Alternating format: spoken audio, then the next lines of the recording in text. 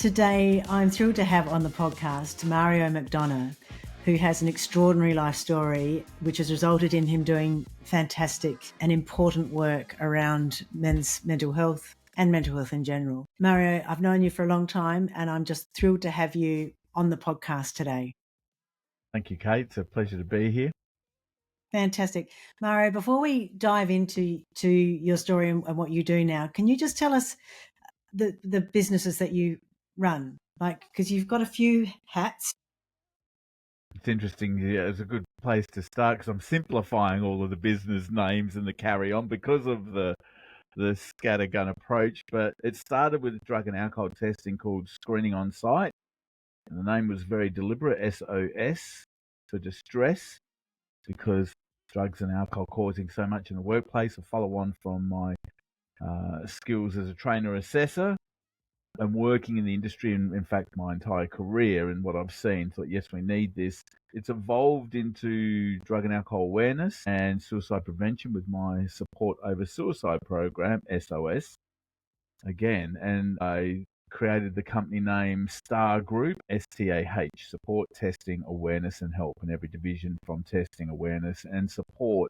So important, but really clunky website, really content heavy. And I have to spell STAR with an H, which wasn't the greatest epiphany of inspiration I've ever had. My daughter would go, STAR, huh?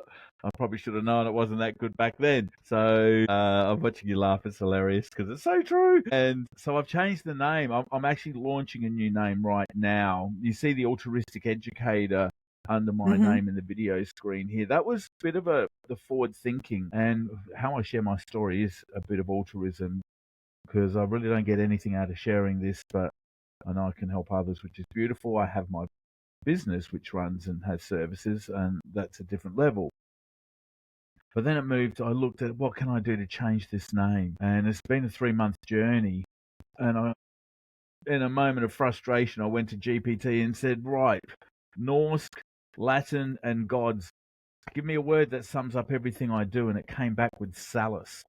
And Salus is the Latin word for well-being, health and safety, actually. I'm like, that's WHS, that's everything I do. It's all of my business, all of my ethos. I looked it up, but all the domains were gone.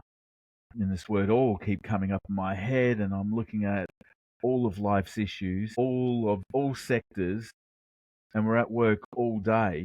It drove me crazy. I'm like, all, Salus all, and I just molded them together. Well-being for all, Salus all. Removing distress to multiply success. So that's the new brand, the model. Still offering the awareness, the testing and so on, but putting it under one simplified brand, forward-facing.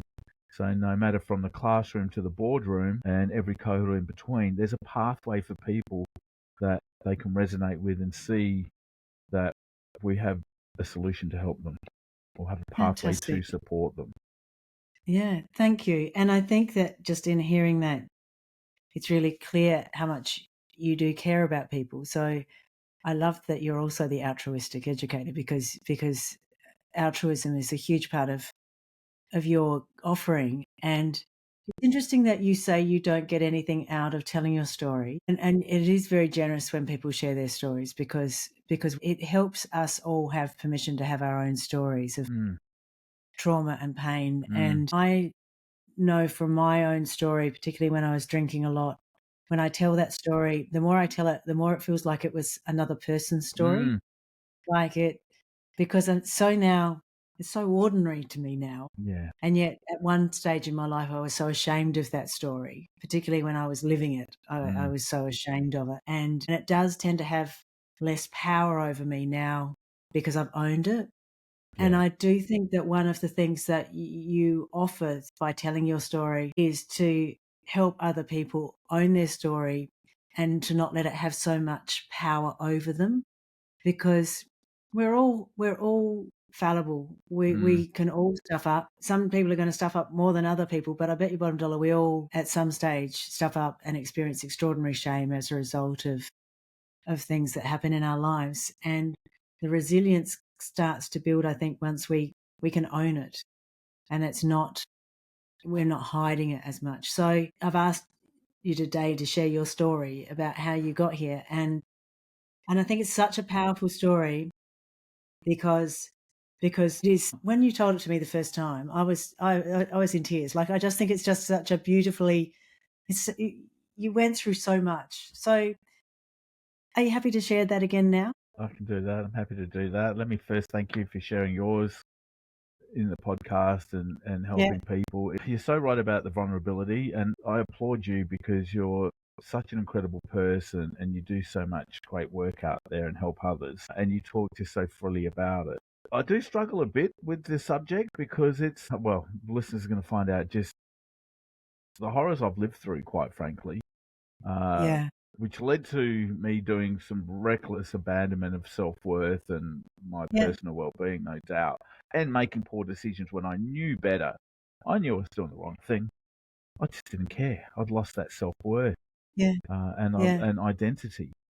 And that's, it takes till you're 50 and you see it over, you hear it over and over. That's when you become comfortable with oneself, that you can talk a bit freely.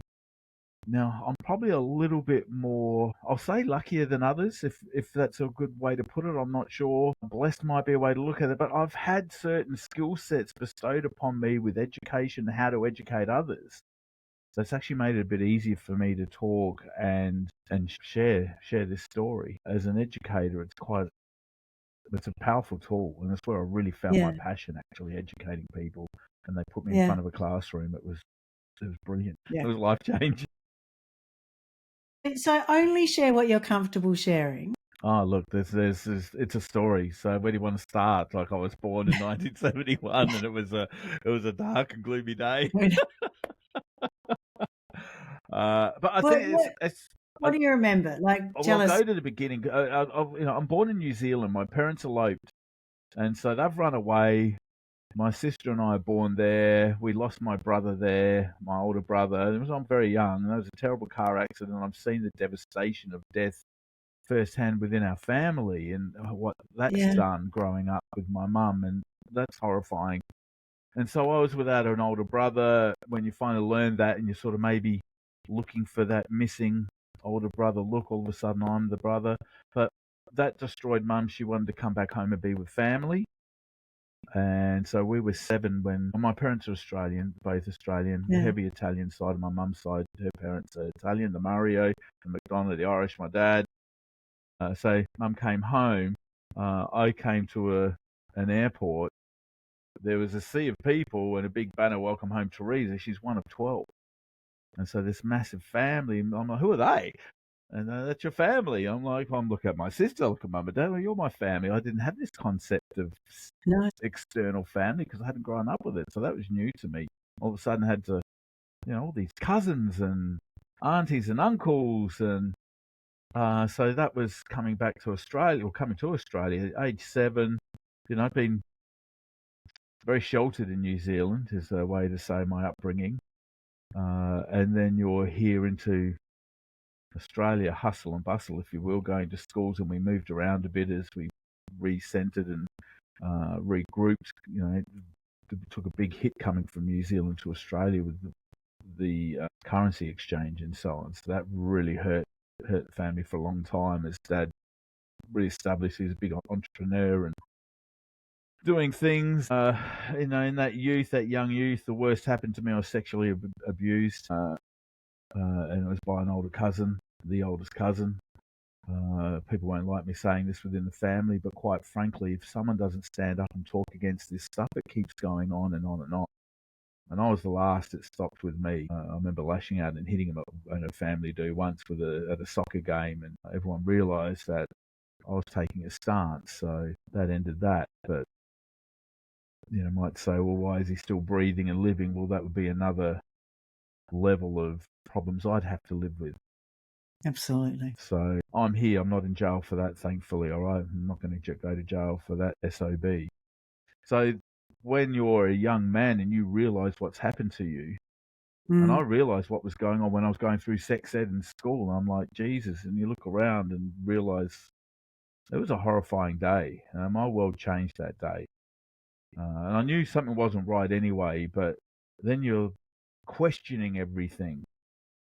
your Mm, whole sense of worth, it's been destroyed. My innocence has been stolen from me, and I was torn apart, I can tell you now.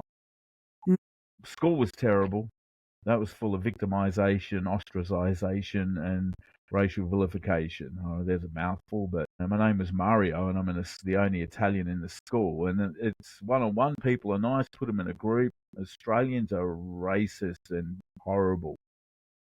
The schooling system is just disgusting. So I had no fun through those years. I found fun and enjoyment momentarily. I stayed away from drugs. I saw drugs in school then. I stayed away. I had the grace, the presence of mind not to touch anything. I come from a good home. My mum and dad are beautiful people. They instilled in me that if you take drugs, it will affect your brain, and your brain's growing, so don't do anything that's going to destroy your brain. Make those choices when you're 21 plus, you're fully developed. It's one of the biggest issues facing our children nowadays, unfortunately, and mm, youth, and the mistakes they're making. And so there was some perseverance, I suppose, or preservation, I might say, not to touch that yeah, stuff. yeah, And so I was outspoken at school. I think I was trying to bust out and scream for help. I didn't know how to. So, I was always in trouble. And then the grades started falling, and I was doing well. I was in the good level of maths and so on, the higher levels, but I wasn't doing my homework. So grades dropped.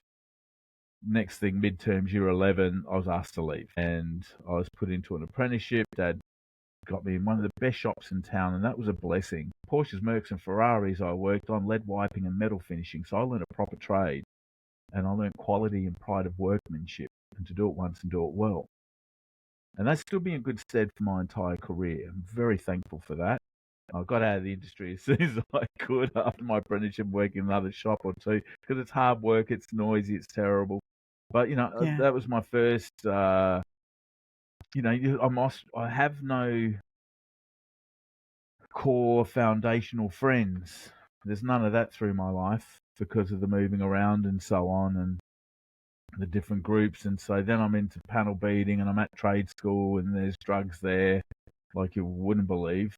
And so the drugs found me, and I got into the marijuana. All of a sudden that crowd will welcome you in because they're trying to normalize their behavior. So naturally, here, have some of that, and they can sell and so on. So, I'm sort of in the crash industry, working away and tired of that, but still this lost person, without a doubt. No self-worth, no identity. And that sort of escalated. I moved around from different networks and groups, if you will, different businesses and so on. And I saw drugs in every business I've been into, every single one of them. Some weird happenstance, I met some people. Anyway, then I met them again, another fluke, and then I'm invited to some parties, and I've been befriended, and I'm back on the leafy side of town. A really nice group of people, and really know how to enjoy themselves. But I've sort of found a good core group of friends, and I end up working with some of those people, and I'm into the building game now, and one of them just happens to be involved in some drug dealing. There's another way to say it. And I'm sort of gravitated and drawn into that, and I'm there at the sale of these drugs, and therefore I'm guilty because I know what's going on. And it was 100 litres of fantasy, so major sting operation. I'm there at the sale of these drugs. I'm locked up. I've got a criminal record now, and I got arrested, and thank goodness I did. It was the best thing to happen to me. Put the handbrake on a train wreck. It wasn't a bad train wreck. I was working. I was a diligent worker too. Yeah. I have good work ethic, but Yeah. the train wreck of the disregard to self-worth and value and no direction.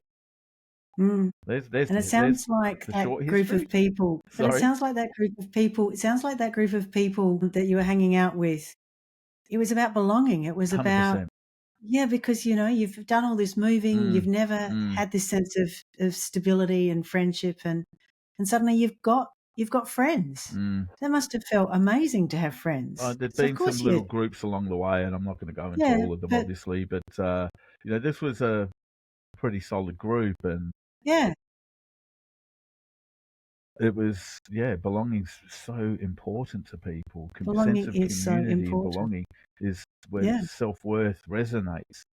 Yeah. So then you've been arrested, Mm. and it's the best thing that's happened in your life, but that probably at that time you probably didn't feel like that. I've had a shotgun or assault rifle pointed at my head. Oh, wow. I'm sitting in the back of a van. There's a SWAT team. And I've been told to do as I say, move very slowly. And the first thing that went to my head was, what have I done to my mum and dad? And the second thing was, move slowly so this guy doesn't shoot you. Because, I'm looking down the barrel of a gun, and then the door opens, there's another gun, and I can see another gun covering him further back. And so it's a massive takedown. The first visit from my parents, putting my parents through that indignity to come and see me wasn't very pleasant. But, thankfully they stood by me all the way through. So I was very fortunate there to have that family support. That was quite a critical thing. I had that family support all the way through. They didn't realise the atrocities that had happened to me either, not until very late. And, wondering why I'm always this angry, rebellious, out of control person. And so vehement in my conviction on everything, which I think still stands today, but I'm a little bit tempered, I hope, nowadays. A little bit wiser. But it's, so there I was, and Dad said, well, you've got three options, you're going to get out of here eventually. We don't know yet. I'm looking at 25 years, by the way. So that was some serious weight on my shoulders. So you'll get out, you can keep doing what you're doing. You seem to enjoy it. And I said, well, I'm obviously not that good at it, or I wouldn't be here. He goes, well, you can learn from your compatriots, your comrades in here. And I said, well, they're in here. They're not very good at it, so that's not a good idea. And he goes, well, you can take stock of your life and work out what you want to do. Now, I took the latter. I focused on me. I had no idea what I was going to do, and I certainly did not know I would be here doing what I am doing now. Like drug and alcohol management. This blows my mind some days when I sit there and think about how did I was asked to set the business up. I was a trainer assessor. My career started when I got out of jail. That's even really strange. So, but isn't that fantastic? I mean, seriously, sometimes serendipity just is the most amazing thing. The opportunities, and it's not just the opportunity, but also you accepted the opportunity. Like it's we see what we're looking for, and in that moment, this thing showed up, and you didn't push it away. No, I did reflect. I did look at, what do I want out of life? And obviously I can't keep going around in this circle. That was a good thing. So, I got my job back, which was brilliant. And I finally got out. I thought, I can't just be doing this. What do I want? Where do I want to go? And I looked at a different industry and thought I'll move into civil construction because Adelaide's so far behind the rest of the country. We're going back 24 years, mind you, I might add, for the listeners. I was old enough to know better. I was 29, 30 when I was arrested. And I was in for close to 2 years all up at motor taken. Excuse me. And so once I got out, moved into civil construction, I got a job as a supervisor. I went to all these labour hire places applying to get into the industry with no skill set apart from my acumen and my career. And the guy came up and said, do you want to be a supervisor? And I said, yeah, that's about my bag. And that was just off of my CV with the skill sets I'd put in there and the business that I'd been helping run and so on. And so he gave me a number and said, you can go. Well, the rest of the guys looked and go, well, who's this bloke? I said, I'll see you on site, fellas. And I got the job. It took me 2 weeks, but I rang the number and they gave me a start, put me under the wing of someone, taught me supervision and civil. And so I had to learn civil pretty quick. But, if you can build a house, we're building laterally. I learned pretty quick there's nothing civil about civil construction. Yeah, fair cool. It's actually an atrocious industry. So I've learned some really hard lessons through that sector as well. And businesses I've set up and been just taken advantage of just by absolute corruption and a lack of morals, ethics and values, while people rub their hands as they send people broke. bankrupt. It's absolutely disgusting. So yeah, there's a bit of a moral compass. My moral compass is pretty strong, and people go, "That's a bit rich coming from a drug dealer." Well, my compass was a bit like, I suppose, Jack Sparrow's, a little bit wonky, and because of what's happened to me Yeah. initially. But actually, that worked out as a really good thing, because being locked up, I got to see a side of the world that no one sees, or very limited people see. And the ones in there aren't really looking at what's going on. They're too busy formulating and acclimatizing to that system. And it's a world in its own. And there's a pecking order and all these things in there. That's true. But seeing the revolving door, for one, blew me away. As someone said, you're going to see them 4 times before you even get to court. And I said, what are you talking about? Don't be ridiculous. I can't wait to get out. I'm never going to come back. I'm not going to do anything wrong again. And he goes, you just watch. He goes, you'll see those people 4 times. And he was dead right. And I'd also see the people coming out on the different methadone programs. They'd be walking like, like zombies almost. And then they'd have their methadone, and then they're pepped up and they're go, go, go. And I'm like, look, and then you'd see the repeat of those cycles as well. And the reasons why people are in there and what they're doing, you'd hear the stories and the torment, the pain, and the oppression that people are just trying to survive in. It really made me look at things differently. And I'm part of that, being involved in drugs. I mean, I was on the party side of things and having a good time, and it wasn't the super hard drugs that are addictive. Well, they all become addictive if you're not careful. But it really made me look at the situation and look at the pain within all these people and why they keep repeating these processes and go through the same lack of self-worth that I had. I could see it in people and hear it. So that was a really good eye-opener, I think, and helped rebalance me, if you will, get back on track. Yeah. Do you are obviously looking through different lens. You're in there and you're looking through a completely different lens to others. Yeah. I mean, there's obviously a whole range of reasons for that, but you've got a self-awareness that others don't. Was that from mum and dad? Was that from having family support? Was that because you did have, even though you'd had some terrible things happen to you, but you still had a safety net? A Do you bit of think that that. helped? Dad had run some different industries and things he did over the years and taught me certain things. So my observation skills were pretty good, and being involved with what I was involved in, your observation skills are generally pretty good. Obviously not good enough to get caught, but anyway, that's just being a bit flippant. School was a real interesting one for me, and moving to the multiple schools, because I would see the behavioural characteristics within people repeated over and over and over throughout all the socioeconomic demographics. And so I didn't realise, but I was actually being open to human behaviour and seeing and understanding these patterns and knowing what to avoid. Some of it from bad experience, obviously. Yeah. But at least it's... So a hypervigilance? Yeah, I wasn't walking around Hyper-awareness panicking. of Yeah, what's around you. hyper-awareness, I think, and vigilant. I mean, I had to mind my P's and Q's in there, no doubt, and be careful. Yeah. I was quite lucky because of what I was in for. I was actually high on the so-called pecking order, which I didn't even know. But that, I was very fortunate for that. Yeah. But still, you say the wrong things. I had a couple of heated incidents in there that got pretty interesting. So Yeah. I knew I had to mind my P's and Q's, but also I knew how to just be myself, and I assimilate pretty quickly. I can walk into all sorts of situations, and people are pretty calm with me because of my demeanour, and that stood me in good stead. Yeah. So I think you can never underestimate the value of self-awareness. And looking through a lens of curiosity, which you clearly were doing. Can we jump forward a little bit? You end up doing drug and alcohol testing, which then exposes you, like, here you are, you've been convicted of drug offences, but you then go and work in an industry which is looking for that. Yep. And in order to do that, there must be empathy, because because of your life experience. Can you talk to that?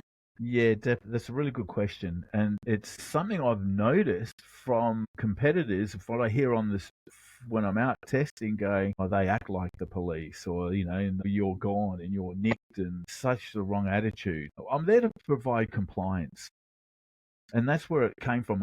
From civil construction, I got poached to be a trainer assessor, which was phenomenal. And so by the industry peak body, and there I am in the classroom educating people. Once I got in that classroom, things changed. Like, wow, I knew I liked helping people, seeing the light go on when you're explaining something and you're helping someone move forward with their career. It's an incredible feeling. And asked to set up the job, I thought, yes, it's in the mining sector. It'll filter down. It should become the norm. Well, almost 10 years in, it still hasn't happened. I'm maybe a bit ahead of my time on where I thought the spectrum would change, but I've watched the problems exacerbate. And it does make a huge difference when identify someone under the influence and they failed a test, and to talk through the next process and have that calming attitude, that empathy. Being the trainer assessor helps as well, because I can read the play. I think those skill sets have really helped me. I've watched people almost rip their handles off of a chair with the frustration because they've just been busted, so to speak, at work. And I remember saying just one sentence, and I watched his whole body relax and the anger go out and the hands relax. I won't put myself or my team in a dangerous situation. There's a process on where you sit and stand so you can leave the room quickly if things escalate or someone becomes threatening, which is always a problem, especially now with the ice epidemic.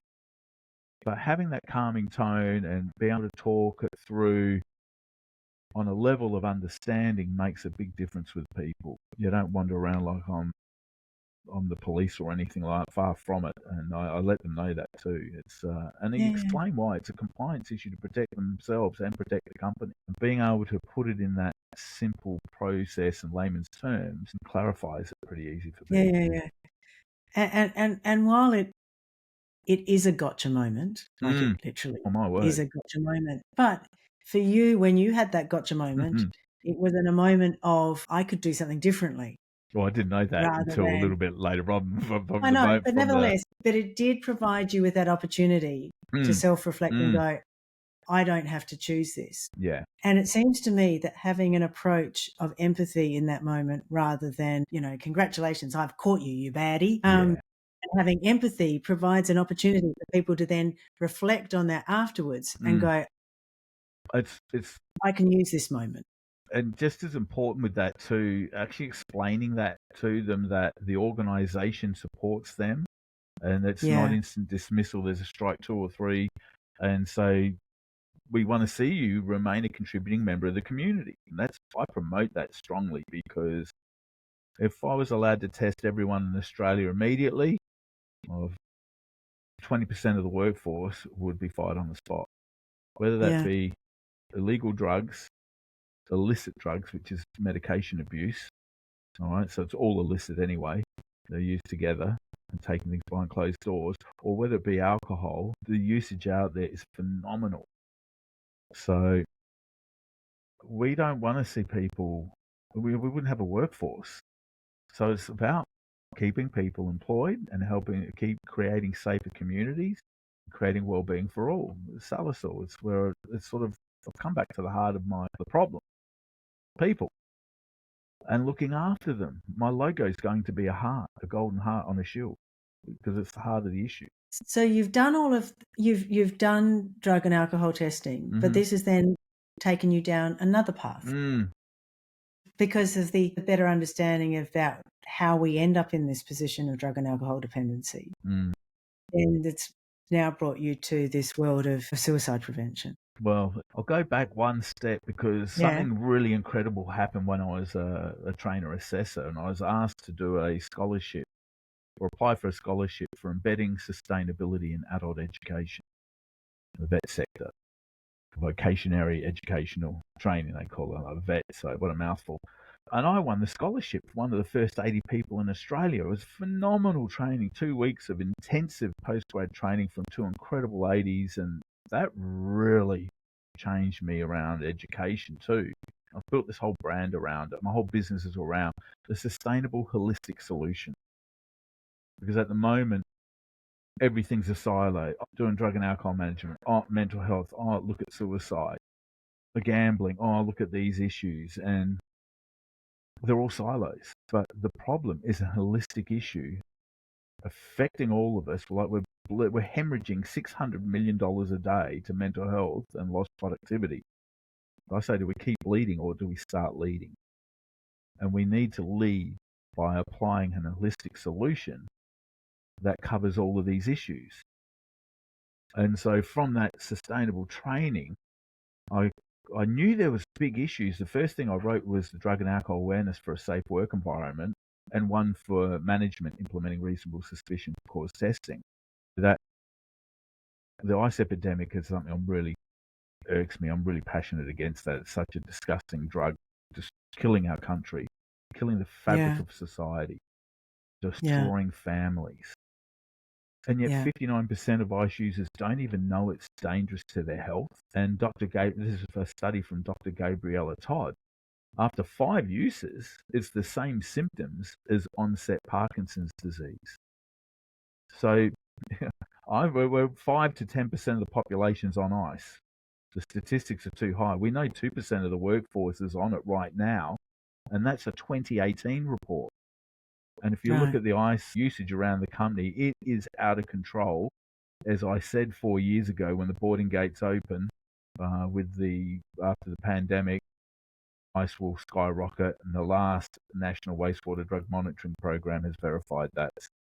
We're in big trouble as a country because they're not doing anything. And I thought, I'll write this education, great. If we can get it into high schools, all apprentices and all the unemployed, I can put a multi-generational halt on the ice epidemic. Because if you're those 49% that don't know it's harmful will now, and that should be a deterrent. The program was built around work health and safety and your duty, your care obligations, and to help you put it on your CV so you can get a job. I'm not talking about triage and all the stuff they do in the schools for $5 and everyone thinks it's brilliant. It's a talk fest. Yes, it's a good conversation, but no learning outcomes, no assessment criteria to validate knowledge retention. Everything my program does. So I won the grant. I thought, yes, this is the road to helping the country. The government won't help get it out at all. In fact, the change of government to Labor, they said, oh no, there's no issues, there's no problems, there's no gaps in the education that you've identified. Well, hang on, I already identified it and won the grant. So what is this? Why are you pushing back against educating people from drugs and alcohol, Labor government?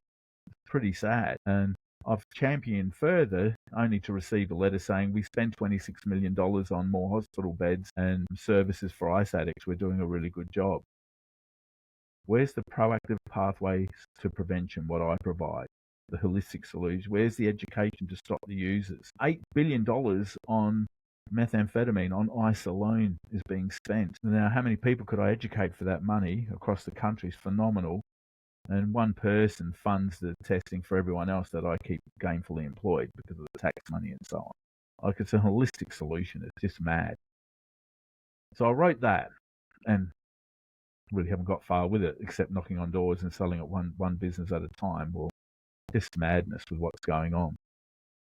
And then someone said, Mario, you should write a suicide prevention program. And it was the second time I was asked to do that. And so I did, and with learning outcomes and assessment criteria. The suicide ideation I went through walking home from school every day.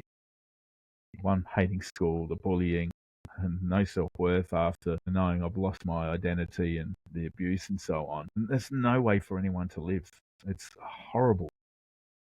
And so I had lived experience, and I thought, yeah, well, we need this. And I used my sustainability hat on and worked backwards as an RTO, as a trainer assessor. Here's the problem. Here's the solution is get someone to support. I built a program backwards. But I went and sat through some programs first as well. The first one I sat through online, all very good, all very nice, and wonderful actors, and you're crying off, are you suicidal? And we've stopped you crying. We've got you a support line. Oh, look at that. Everyone smiles. Great job. You can now help solve the problem out there. But as a trainer assessor, I'm looking at gaps. I'm like, what about this? What about the definitions? What about the understanding, defining it, identifying it? what about the support for the person that's actually delivering it and the ongoing support? The gaps were horrendous. And I thought, yeah, there's room for me to write something here with that sustainability hat on it, that RTO thought process. And so I wrote it. Then I was asked to be a coach for the RISE program by one of the industry peak bodies. And I thought, oh, that's what an opportunity. And I had to go through that industry suicide prevention program and mental health first aid awareness 2-day program. So I sat through those and went, wow, I've already written my program at this stage. I've looked at these two programs and gone, you guys have got the same gaps as the first one I went through. This is terrible. In fact, one of them, a major player, when it came to drugs and alcohol, they decided, oh, look, we know it's out there, but it's not what we're here for, and they shirked the whole conversation. Whereas they're the two biggest risk factors to suicide. So I cover off on those things in my program. And drugs, alcohol, and gambling, I call it the DAGs, drugs, alcohol, gambling, and suicide. They are all bundled together, and that's why it's an holistic solution, because they all compound into each other. That's really scary. But I'm the only one that's addressing it like this. And so that's how I ended up writing that program. And I thought, well, I want to be as good as the people out there, or show that I am. So I went and got it nationally accredited with Suicide Prevention Australia.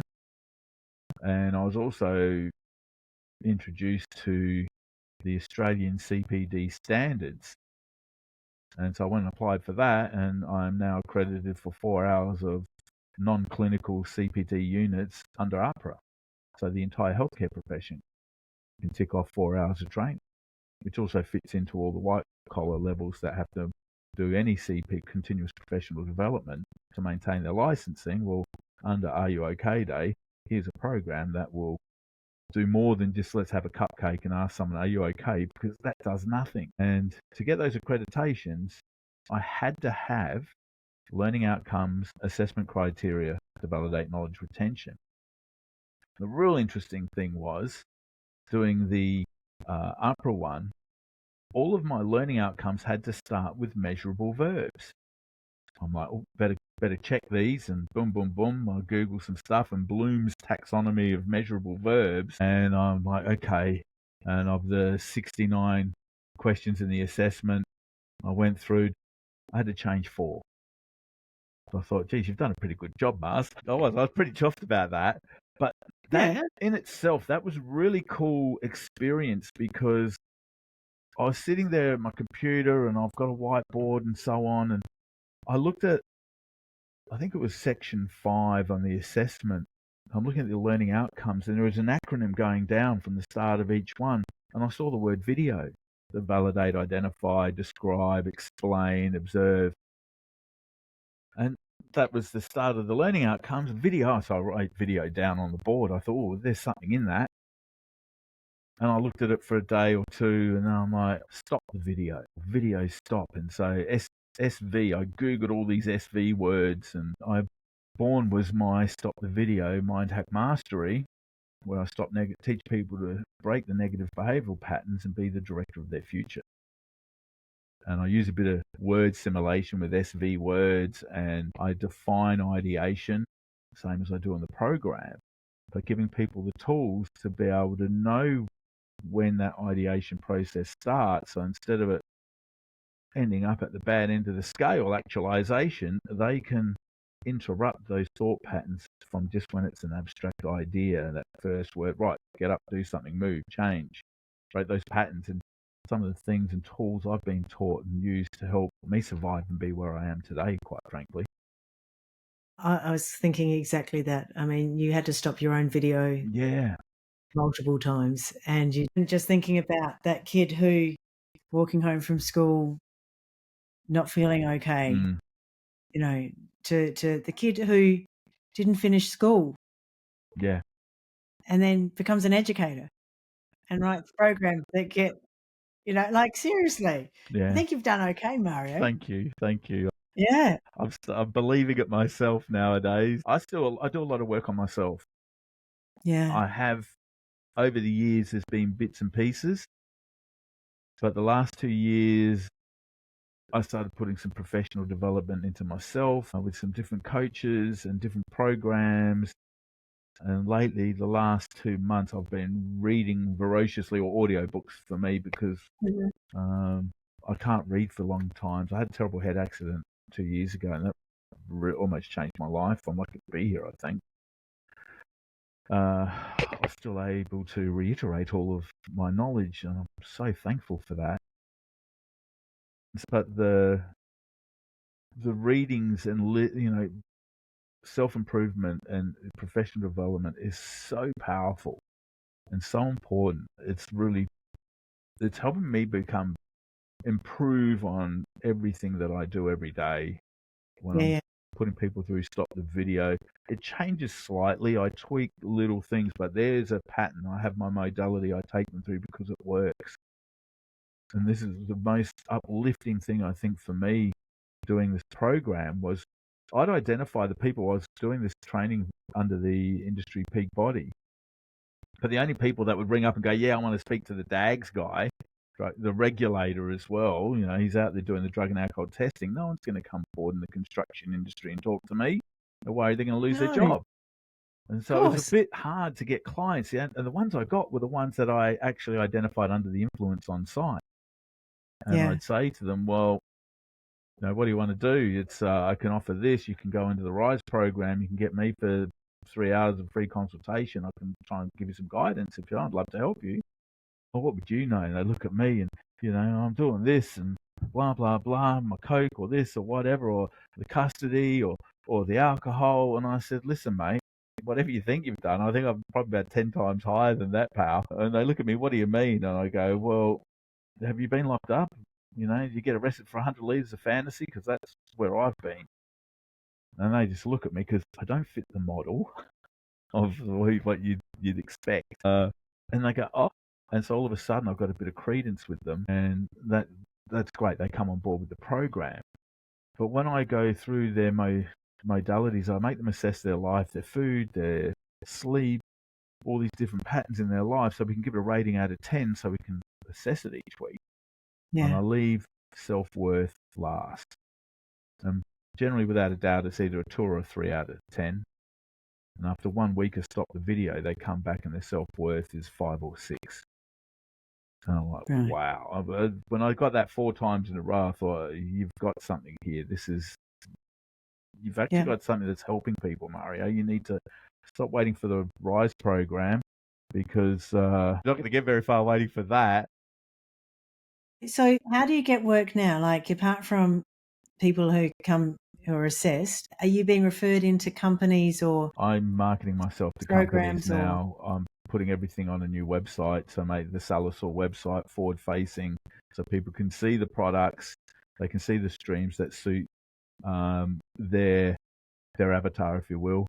You're a CEO, you're working with youth. Are you management? Are you just looking for professional development, CPD points? Are you a student? And so there's pathways. I'm actually, this is a bit ironic, because of my criminal record, I don't meet the criteria to be a RISE coach anymore. So after 2 years, I was asked, thank you, but yeah.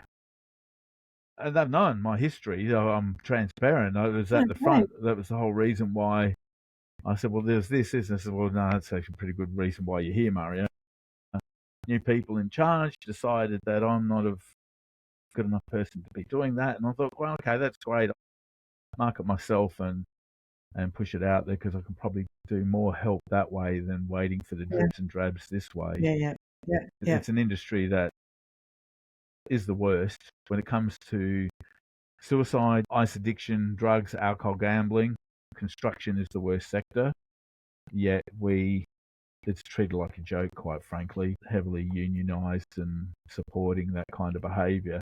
Sure, there's certain charitable organisations, they're funded by the government, but they're all ex-union people in there, and they're just, I don't believe the way they go about it. They do some good, don't get me wrong, and when they're supporting people that are suffering, I believe that's brilliant. Supports everything, but their training is not addressing the real issues. I go to the heart of the problem. Yeah, and I think that that aligns with what I talk about, which is let's fix the right problem. Yeah, And we often fix the thing that's right in front of us in the moment, but that's never the problem. That is a symptom. correct. That is a symptom, not the problem. And so you're spot on. I'm mindful that we've gone for nearly an hour, Wow. and I am really grateful to you because that story is so powerful because behind what you're talking about is exactly what resonates so much with me is your lived experience and the growth that you've had as a result of your lived experience can then assist other people. And people, we can all we can all behave badly. And damage people. We don't mean to. It's just, there is going to be consequences of when we suffer trauma. It's going to come out some way or other, whatever that looks like. And usually low self-esteem is a very significant part of that story. Massive. And so you build up people's self-esteem and then suddenly they can see things they couldn't see before. But it's really hard when you're so stressed. It's so hard to make good decisions. It's so hard to look after yourself. So, yeah, what you're doing, what you're offering through your program is clearly helping people reduce their stress by increasing their self-esteem. And then with that, with better self-esteem, we can now make better decisions about our own lives and about others. It's the corporate. It's so powerful. Yeah, thank you. It's support. It's the foundation of success. I hear myself saying all the time now. Absolutely. And that's what I'm teaching within the support over suicide is all about defining the issue, identifying it, the symptoms, so then you can guide people to support. That's all the program's about. It's very clean. We're not teaching psychology. We're not teaching counseling. The idea is to get them to a professional that can help them. Yeah. And there's this massive divide out there going, oh, if you say the word suicide, you've got to ring up and report and do this and do that. That is so wrong. How we're treating people is so bad. Yeah. No wonder no one comes forward because the veil of shame, stigma, fear, guilt, secrecy, and silence is what's harboring the problem. We need to break that, make those suffering feel comfortable to come forward and provide that environment for them that's safe for them to be able to talk to and give people the skills to be able to provide that environment. And that's what I'm about. And the corporate world should be driving this because it's like a 4-to-1 return on investment minimum on helping it's people a no-brainer, mental health. isn't it? We can't keep running lean business and cutting a pound of flesh off of everyone to go thinner and thinner and save money because you end up with a skeleton crew. There's no meat on the bone. And that skeleton can't support anything. So we need to put the muscle back on. We need to build people up, build up their strength, build up their resilience. That's one of the hearts of the problem. We're not teaching it in the schools. Societal influences are so appalling at the moment from the media, from the Internet of Things, what our kids are subject to, the resonance that I feel in my stomach when I listen to things, because I can hear that tonality that is really putting people in a sense of apprehension. It's the way it's deliberate. Yeah. They want everyone suffering anxiety and depression because they can control it. Yeah. And people are just not even aware of this issue. And you hear it in our youth when they talk because it's this monotone voice and they keep on talking really fast and they never stop for a breath. And I'm like, oh my God. And it's just horrifying. Like, stop and breathe, people, please. And be careful what you're listening to. We're going to have to call it quits there. But thank you so much, Mario. That was absolutely brilliant. And it resonates so strongly with me. It's how we look after people. People remember how you made them feel. Yeah. Well, getting to the heart of the issue. And if you make people feel like they're idiots or they're failures or whatever, we're compounding the problems. Correct. Let's build people up. Let's get the best out of people, and let's do it. Let's do it across the board. Let's 100%. look after people. There to help and support any way I can. Thank you, Kate. Fantastic. Appreciate it. You have a fantastic day.